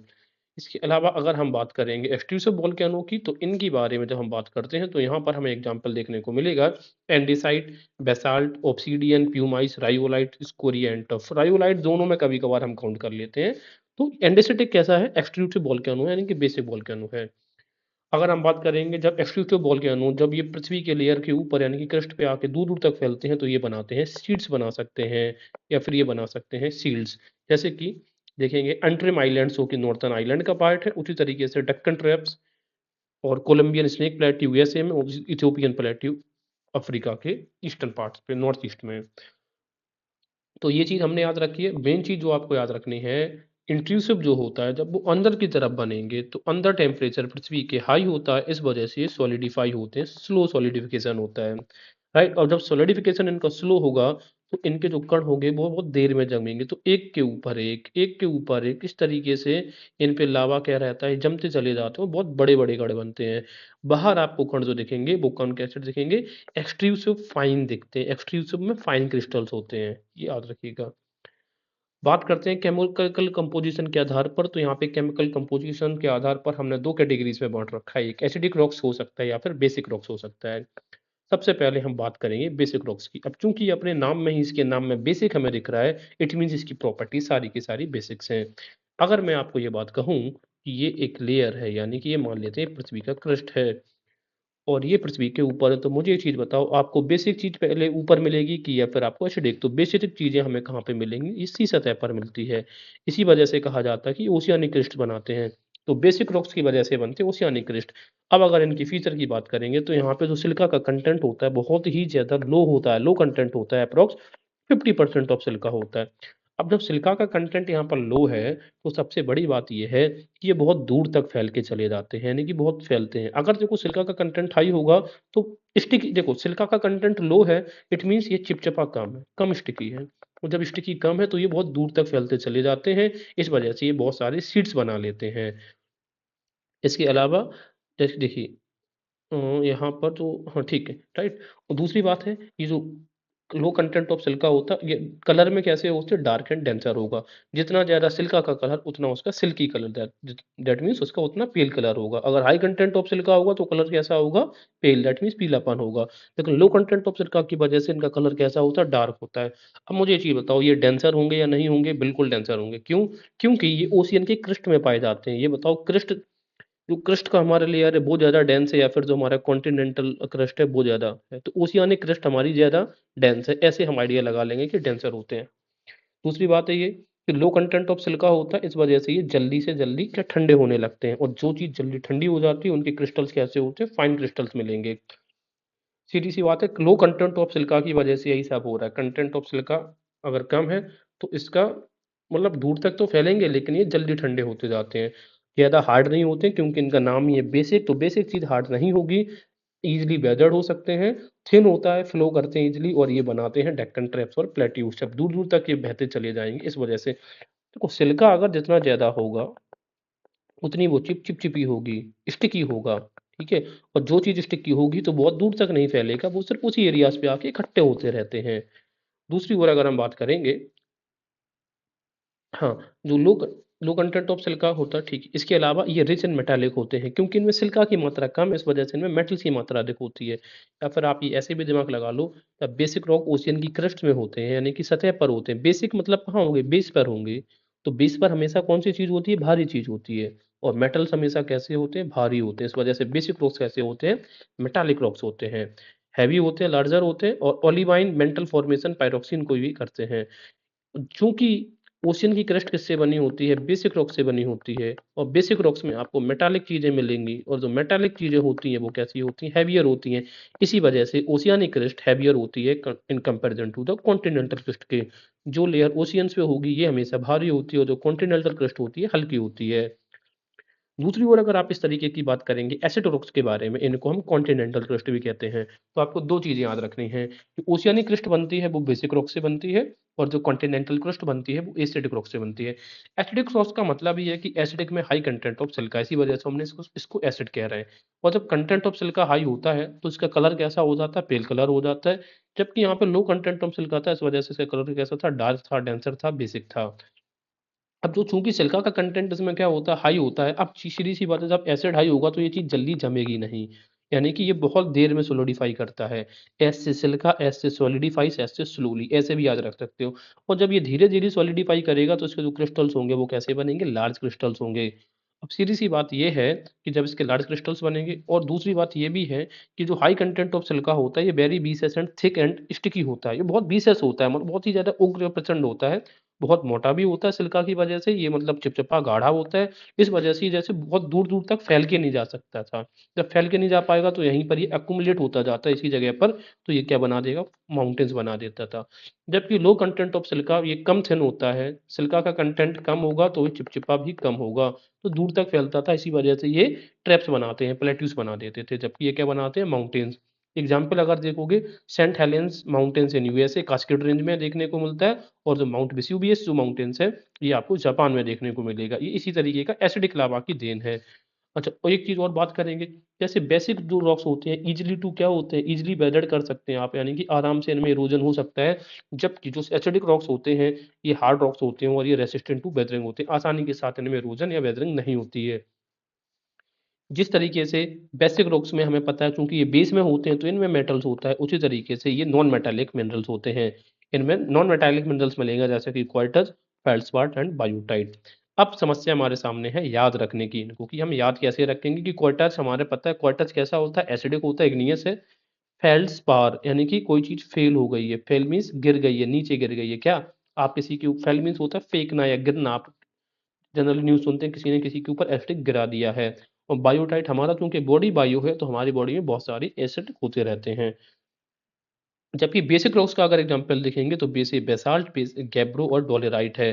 तो इसको याद करने का तरीका मैंने ऐसे निकाला है, बेसाल्ट तो ये हमें याद है कि बेसिक और बेसाल्ट सेम है। गैब्रो और डोलेराइट को कैसे याद रखेंगे? देखो डॉलर जो है, DOLLAR, एक बेसिक करेंसी है, करेंसी एक्सचेंज की ऑल ओवर द वर्ल्ड, तो ये ऐसे याद रहेगा। और गैब्रो को हमने याद किया है गब्बर सिंह से। जो गब्बर सिंह है उसने जब से ये डाकू का रोल प्ले किया है, बाकी सारे विलेन के लिए डाकू का रोल गब्बर सिंह का बेसिक रोल हो गया, यानी कि जब भी उनका कंपैरिजन होता है गब्बर सिंह के बेसिक रोल से होता है, ऐसे याद किया हमने। तो ये ओवरऑल चीजें थी जो हमने डिस्कस करी है एसिडिक रॉक्स। अच्छा, एसिडिक रॉक्स को कॉन्टिनेंटल क्रिस्टल से बनता है, एसिडिक को ही हम फेल्सिक या सिल्सिक बोलते हैं, इसी वजह से इसको हम फेल्ड्स्पार भी बोलते हैं। ठीक है, सिल्सिक मतलब सिलिकॉन की अधिकता की आवश्यक की वजह से, ये चीज याद रखनी है। अब मुझे एक चीज आप ये, अगर हम इसको रिकॉल करें, इस पूरे एसिडिक और बेसिक्स को रिकॉल करें, तो सीधी सी बात है, एसिडिक क्यों इसको एसिडिक बोलते हैं? क्योंकि हाई कंटेंट ऑफ सिल्का है। जब सिल्का का कंटेंट हाई होगा तो कलर कैसा होगा? सिल्की, यानी कि पीला टाइप का। सिल्का का हाई कंटेंट ऑफ सिल्का है तो सॉलिडिफाई भी कैसा होगा? स्लो। और जब ये सॉलिडिफाई स्लो होगा तो इस पे क्रिस्टल कैसे बनेंगे? छोटे या बड़े। तो सीधी सी बात है, वो चीज़ स्लो सॉलिडिफाई होगी। अगर कोई चीज़ आप धीरे धीरे उसको जल्दी जल्दी जल्दी ठंडी करोगे, अगर वो जल्दी ठंडी हो जाती है तो वो छोटे छोटे कण उसमें बनेंगे, अगर वो देर में ठंडी होती है तो बड़े कण बनेंगे। और हाई कंटेंट ऑफ, चूंकि सिलिका का कंटेंट हाई है तो सीधी सी बात है इसमें मेटल्स कम होंगे तो ये नॉन मेटालिक होता है। और अब इसके अलावा ये हार्ड रॉक्स भी होता है, क्योंकि इसमें कैसे हाई कंटेंट ऑफ सिलिका होते हैं। कहने का मतलब ये हाइड रॉक्स होता है तो रेजिस्टेंट टू वेदरिंग भी होगा, और बाकी सारी चीजें इसके अपोजिट ही चलेंगी। अच्छा, हाई कंटेंट ऑफ सिलिका में हमें क्या देखते हैं? जो एसिडिक रॉक्स होते हैं, एसिडिक ही तो बनाते हैं, पर्वत पठार बनाते हैं। ऐसे याद रख सकते हो, जब अगर वो पर्वत बनाते हैं, अगर वो पर्वतों का निर्माण करते हैं माउंटेन्स का, तो वो बहुत विशेष होते हैं। High content of silica very विशेष होता है, थिक होता है और स्टिकी होता है। बस इसी वजह से ये माउंटेन्स बनाते हैं, दूर तक नहीं बहते हैं, जबकि ये सब दूर तक बह जाते हैं। तो ये डिस्कशन था हमारे acidic rocks and basic rocks के बारे में। ठीक है। इसके अलावा एमाइक डील्स क्या होता है कि एलिमेंट शिफ्ट के बबल्स बन जाते हैं जमीन पर, क्रस्ट पे, in in basalt due to escape of gases and are filled with minerals. इनसे बहुत सारी गैसेस निकलती रहती हैं, मिनरल्स, जैसे कि ये आपको इथोपिया के अंदर देखने को मिलेगा एमाइक डील्स। सेडिमेंट्रीज, मेटामॉर्फिक, और ये इस प्रकार के कौन सा रॉक किससे कन्वर्ट होता है, जरा ये अब हम चर्चा कर रहे हैं, देखते हैं। कैल्शियम, जो सेडिमेंट्री रॉक सबसे पहले कैल्शियम स्टोन, सपेंड, sandstone, shale, lignite.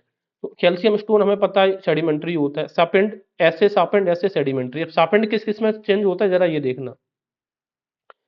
Calcium stone किस में बदल जाएगा? मार्बल, तो एम से मार्बल, एम से मेटामॉर्फिक रॉक है। सपेंड किस में बदलेगा? सपेंड सिस्ट में। तो क्योंकि सपेंड होता है सेडिमेंट्री, इस वजह से चेंज होता है सिस्ट में, जो भी सिस्ट आ जाएगा ना वो मेटामॉर्फिक रहेगा। सैंडस्टोन हमें पता है किस में बदलता है? क्वार्टज में, ठीक है। इसके अलावा सेल, स्लेट, और स्लेट फिर बदलता है फाइलाइट, और फाइलाइट बदलता है सिस्ट में। तो सेल, स्लेट, फाइलाइट, सिस्ट, ठीक है। और लिग्नाइट, तो याद कैसे किया लिग्नाइट को? ये सेडिमेंट्री है, तो लिग्नाइट कैसे होते हैं? एल से लिग्नाइट, एल से लेयर्ड, और जो भी लेयर्ड होते हैं वो कैसे होते हैं? सेडिमेंट्री रॉक्स होते हैं। तो ये चीज हमने देखी है। इसमें याद क्या रखना है आपको, कि जो सेल होगा ना वो पहले स्लेट में बदल जाएगा, और फिर फाइलाइट, और फिर सिस्ट, ठीक है। तो याद, अच्छा जैसे यहाँ पर देख लो, एक सेल जब तक है जब तक ये सेडिमेंट्री है, ये बताओ सेल सबसे पहले आता है तो ये सबसे पहले सेडिमेंट्री रहेगा। सेल के बाद स्लेट, और स्लेट से फाइलाइट, और फाइलाइट से सिस्ट, तो ये सब के सब मेटामॉर्फिक है। अच्छा, गैब्रो किस प्रकार का? मेटामॉर्फिस है, और गैब्रो किसमें बदलता है? सरपेंटाइन में। याद कैसे किया है? सर्प को हम क्या करते हैं? गैप कर लेते हैं, ग्रैब कर लेते हैं, तो गैब्रो से सरपेंटाइन बदलेगा। और गैब्रो किसमें? मेटामॉर्फिस में। और ये दोनों गैब्रो और सरपेंटाइन दोनों मेटामॉर्फिस है, तो ये मेटामॉर्फिस टू मेटामॉर्फिस का एग्जाम्पल है। उसी तरीके से slate to phyllite, phyllite to schist, ये सब मेटामॉर्फिस के एग्जाम्पल देखने को हमें मिलते हैं। इग्नियस रॉक्स की बात करेंगे, ग्रेनाइट, ग्रेब्रो, साइनाइट, बिट्यूमिनस एंड बेसाल्ट, ये सब कैसे इग्नियस है? तो ग्रेनाइट का हमें पता है इग्नियस है, ग्रेबो भी पता है कैसा इग्नियस है। अब देखो यहाँ पे ग्रेबो का और ये गैब्रो है, तो ये डिफरेंस है, ठीक है ना। ग्रेबो बताया था ना, ग्रेबो और गैबो में अंतर याद रखिएगा। गैब्रो वाला है सरपेंटाइन, और ग्रेबो वाला इग्नियस है। साइनाइट हमें पता है, और साइनाइट किस में बदलता है? साइनाइट देखो, ग्रेनाइट बदलता है नीस में, ग्रेबो सरपेंटाइन में वही बात हो गई। और साइनाइट में साइनाइट नीस। और बिट्यूमिनस, बिट्यूमिनस का नाम है, भट्टी में कोयला होता है ना, बिट्यूमिनस भट्टी, तो भट्टी किसकी, आग की भट्टी होती है, ग्रेफाइट में बदलता है। और बेसाल्ट जो होता है, ये भी बेसिक पता है, इग्नियस और किसमें बदलता है, बेसाल्ट, सिस्ट या फिर एम्फीवोलाइट। अब याद रखना जो इग्नियस या जो कोयले वाले होते हैं रॉक्स, उनमें जरा देख लो, लिग्नाइट, एल से लिग्नाइट, तो ये लेयर्ड है। तो ये अपने से एक छोड़ के अल्टरनेट वाले पे, जैसे कोयल का, ये चार कैटेगरीज होती है, सबसे कम कार्बन लिग्नाइट, फिर बिट्यूमिनस में, फिर एंथ्रासाइट में, देन ग्रेफाइट में। तो जब लिग्नाइट, हमें ये पता है ये लेयर्ड है, लेयर्ड का मतलब ये सेडिमेंट्री है, तो सेडिमेंट्री किस में बदलेगा, लिग्नाइट किस में बदलता है, एंथ्रासाइट में। और बिट्यूमिनस किस में बदलता है, ग्रेफाइट में। बिट्यूमिनस किस में होता है, भट्टी में, भट्टी मतलब इग्नियस, तो ये इग्नियस से मेटामॉर्फिक हो रहा है, जबकि ये सेडिमेंट्री से मेटामॉर्फिक हो रहा है। तो ये याद रखना, एक छोड़ के अल्टरनेट पे ये चेंज हो रहा है। जैसे लिग्नाइट है तो बिट्यूमिनस को छोड़ के अगली लेयर में चेंज होगा, और अगर बिट्यूमिनस है तो ये एंथ्रासाइट को छोड़ के ग्रेफाइट में चेंज हो जाएगा। तो ये चीजें हमने पढ़ी। अब हम जरा बात करते हैं, वो करते हैं वोल्केनिक लैंडफॉर्म्स के बारे में, ठीक है। तो वोल्केनिक लैंडफॉर्म्स में ज्यादा कुछ हमें खास नहीं, ज्यादा कुछ टफ नहीं करना है चीजों को। एक तो तरीके से ही देखते हैं, दो तरीके से हो सकते हैं, एक होते हैं एक्सट्रूसिव, एक होते हैं फिज्यूर बेंट। एक्सट्रूसिव का मतलब सीधी सी बात है, फब्बारा छोड़ता हुआ ऐसे बाहर निकलेगा, ठीक है। और फिज्यूर का मतलब होता है बस पृथ्वी जैसे ये दो पार्ट्स हैं, ये इनका दोनों का अलग अलग हुए, यहाँ से एक पतली सी धार बहती रहेगी, ये देख रहे हो, ये है एक्सट्रूसिव का एग्जाम्पल, सबसे जो पतली सी धार है। तो अब ये बताओ डिसास्टर्स कौन से देखने को मिलेंगे, एक कौन एक्सक्लूसिव देखने को मिलेंगे।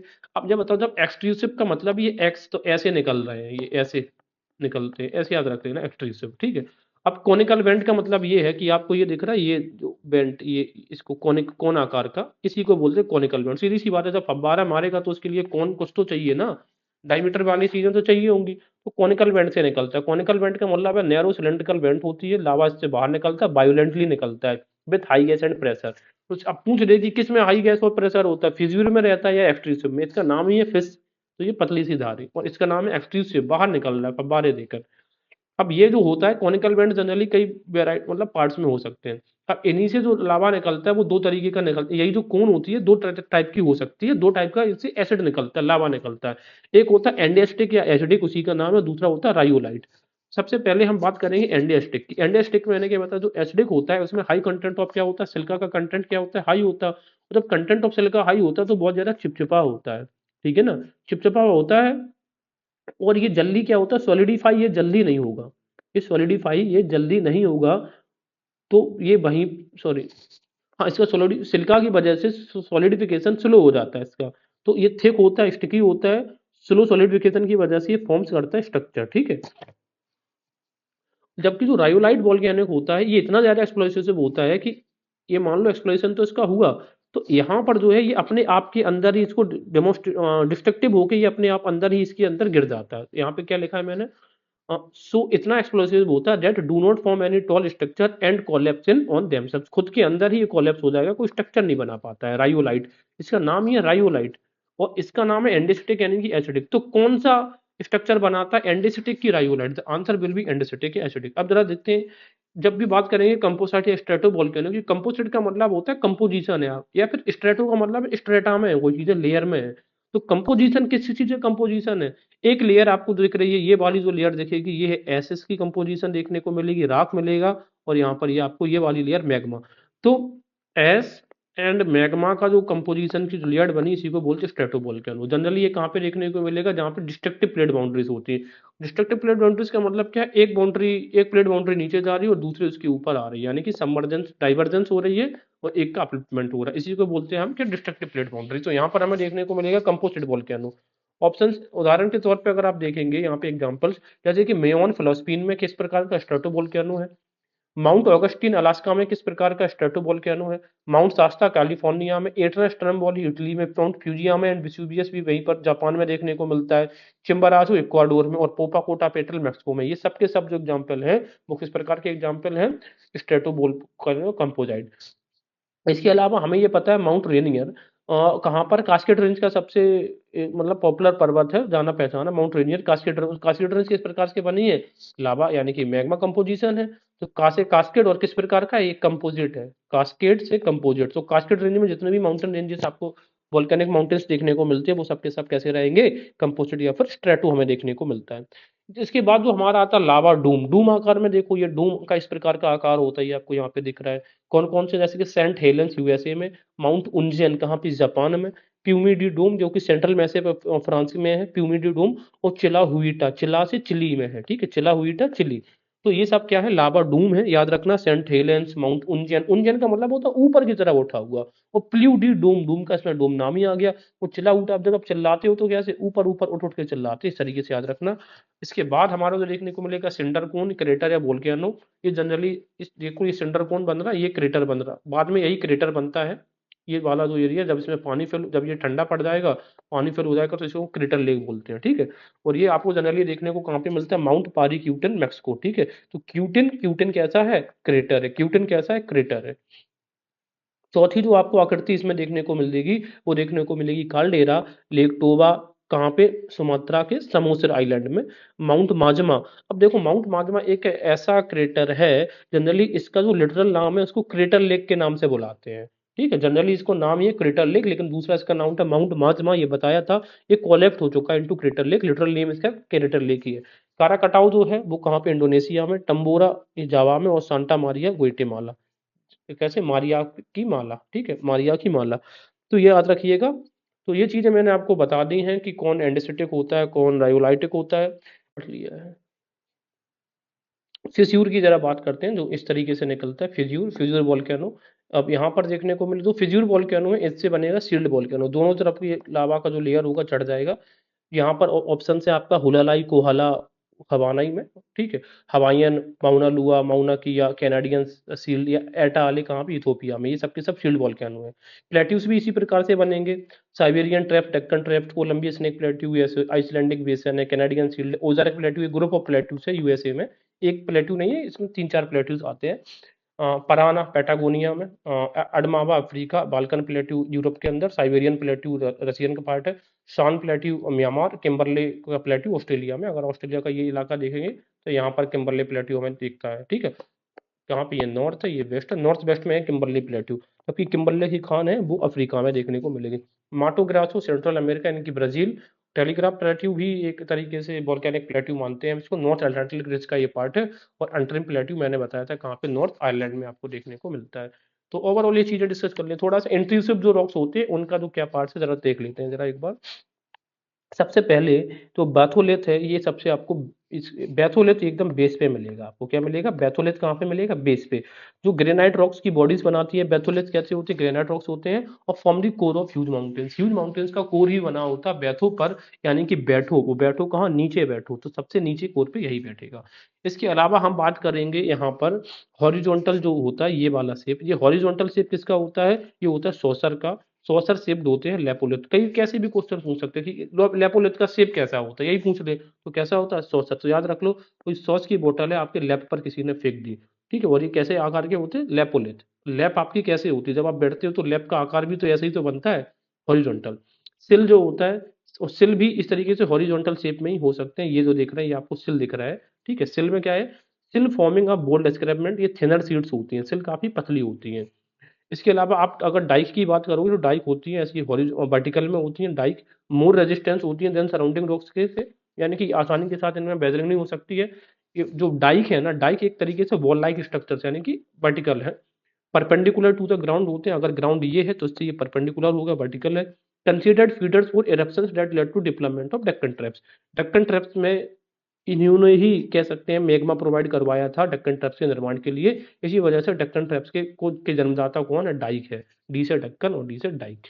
इसके अलावा कुछ और है, हाँ, ये देखने को मिलता है फैकोलिथ, ये फैकोलिथ हमें देखने को मिलेगा, इनका जो शेप होता है वो एंटी सिंक्लाइंस और सिंक्लाइंस के आकार में देखने को मिलता है।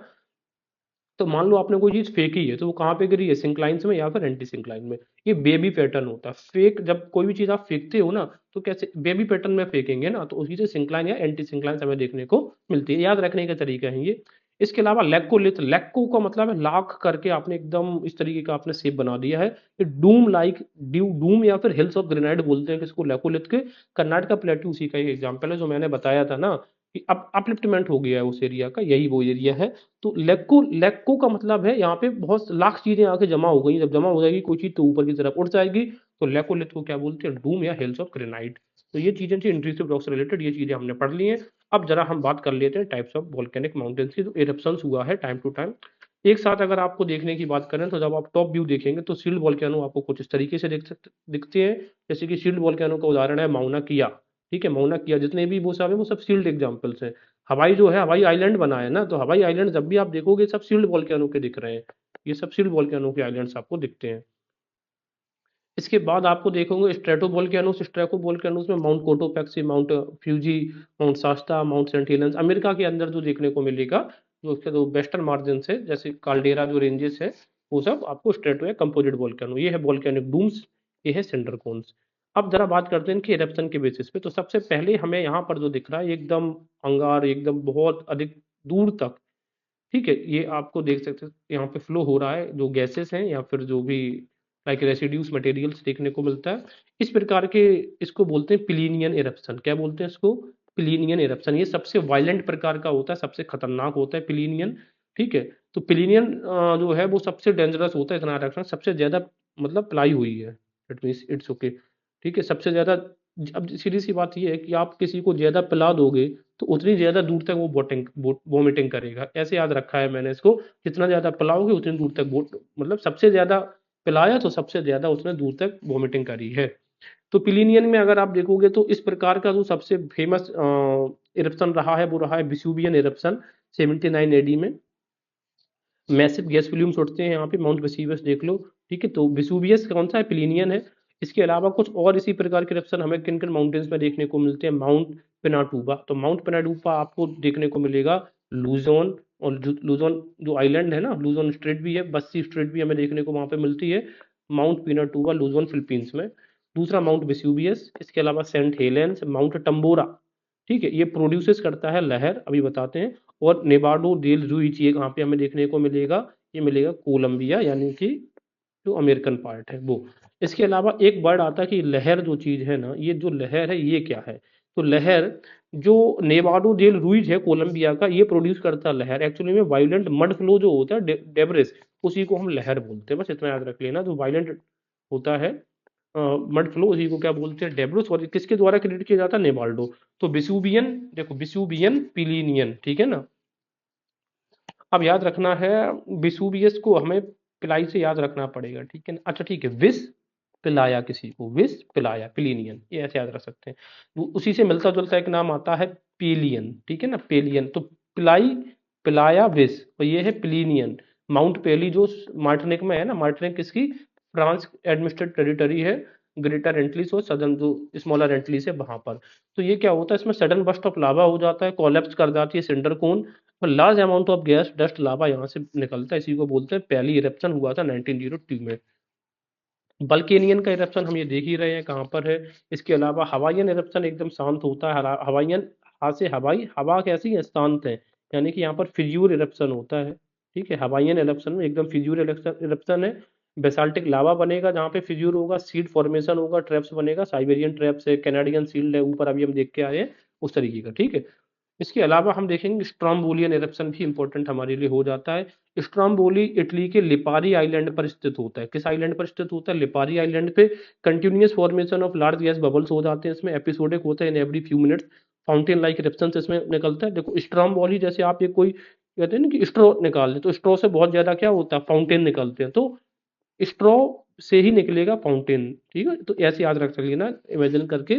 द ग्रेटेस्ट वॉल्केनिक इरप्शन 1883 में हुआ, काराकटाउ इरप्शन। तो देखो कैसे याद रखेंगे, काराकटाउ इरप्शन किस प्रकार का इरप्शन है? स्ट्रोम्बोलियन है। तो देखो आपने क्या किया, किसी को काट दिया। किसको काट दिया? जो स्ट्रॉ आप लाए थे ना पीने के लिए, उसी को आपने उस स्ट्रॉ को कट कर दिया। तो काराकटाउ स्ट्रोम्बोली इरप्शन है।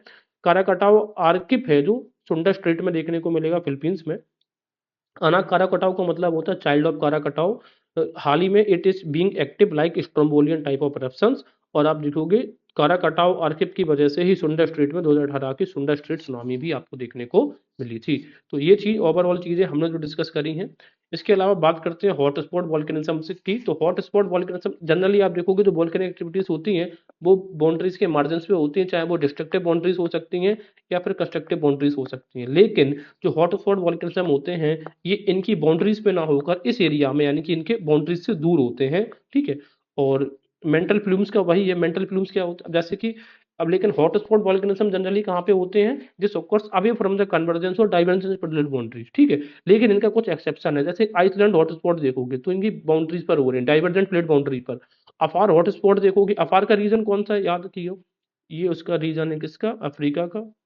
तो ये वाला जो रीजन दिख रहा है, ये जहां से ट्राई अफार ट्राई जंक्शन इसको बोलते हैं, रेड सी का एरिया, ये डाइवर्जेंट हो रही है क्योंकि इथोपियन प्लेट इस साइड जा रही है, अरेबियन प्लेट इस साइड जा रही है, सोमालियन प्लेट इस साइड जा रही है।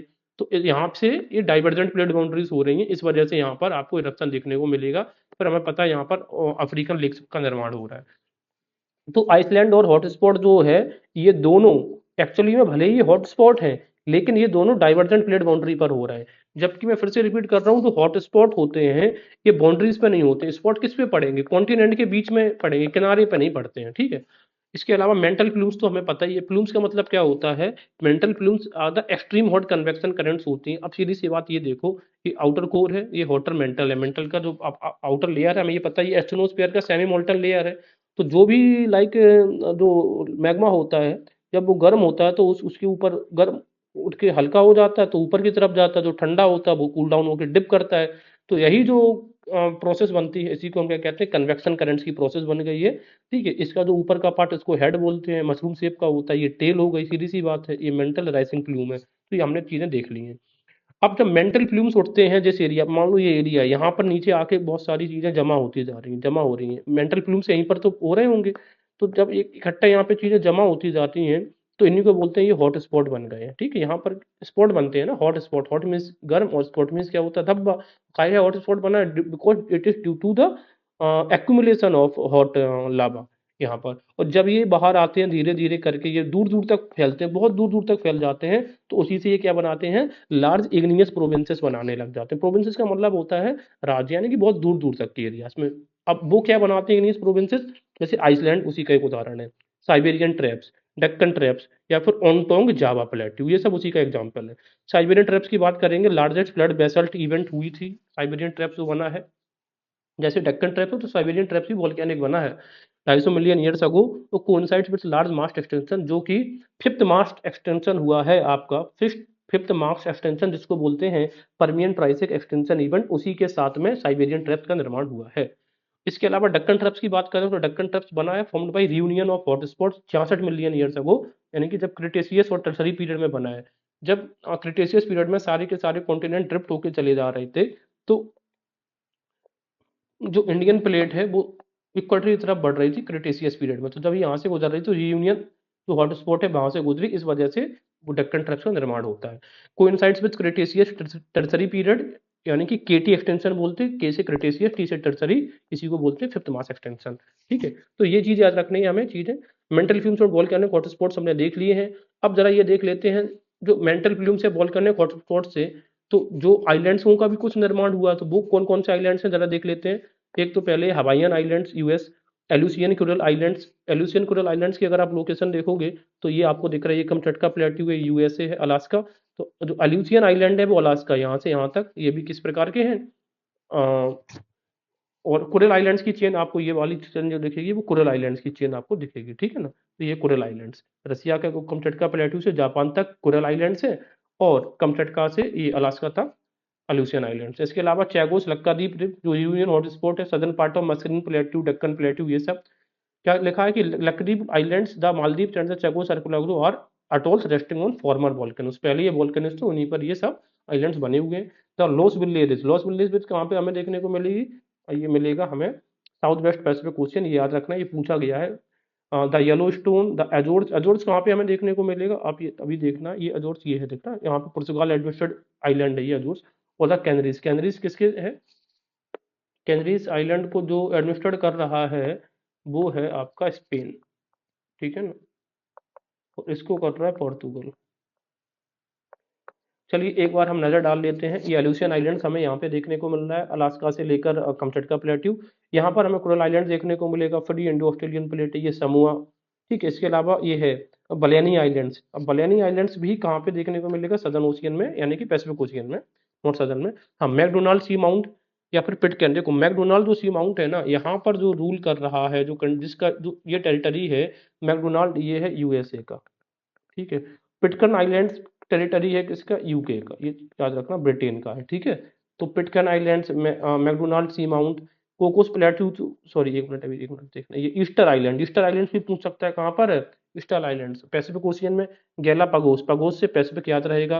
कोब सी माउंट पूछ सकता है, बहुत इंपॉर्टेंट है कोब सी माउंट, आपकी इसकी लोकेशन तो हमें पता होनी चाहिए, कोब सी माउंट। इसके अलावा ईस्टर आइलैंड्स पता होना चाहिए, बलेनी आइलैंड्स भी पता होना चाहिए, ठीक है। तो ये सब चीजें याद रखनी है आपको। कोब, कोब सी माउंट कहाँ पर देखने को मिलता है, आपको पैसिफिक ओशियन में, अमेरिका के वेस्टर्न पार्ट पर, ठीक है। तो कोब पैसिफिक। हाँ, गैलापागोस ये हमें पता है, गैलापागोस। इसके अलावा ये जुआंडू फ्यूका प्लेट है, ये कोकोस प्लेट है, यहीं पर कोकोस रिज देखने को मिलती है। और ये नाचका प्लेट है, यानी कि ये साउथ अमेरिका से सटी हुई। इसके अलावा ये आपको आइसलैंड, एजोर्स आइलैंड पे मैंने बताया था किसका ये टेरिटरी है, ये पुर्तगाल का टेरिटरी है। कैनरी आइलैंड टेरिटरी है किसका, स्पेन का। केप बर्डे आपको दिख रहा है अटलांटिक ओशियन में, सेंट हेलेंस। इसके अलावा ट्रिस्टान डी कुना, ये भी आपको इंपॉर्टेंट है, ये भी याद रख लीजिए। इसके अलावा बोवेट आइलैंड्स, ये भी।